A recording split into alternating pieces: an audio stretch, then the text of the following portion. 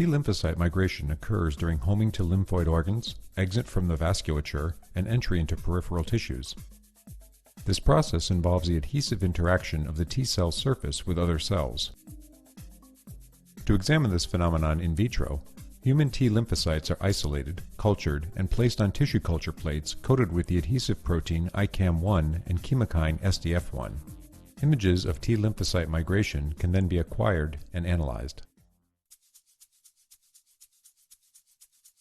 Hi, I'm Craig Lefort in the laboratory of Minsoo Kim in the Center for Vaccine Biology and Immunology at the University of Rochester.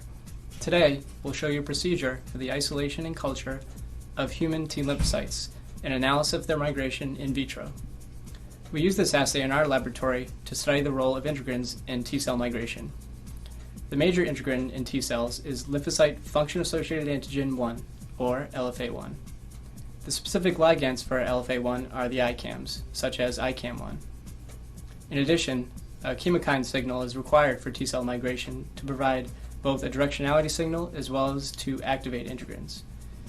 In our assay, we use human ICAM1 and CXCL12, or SDF1, as substrates for T cell migration. So let's get started.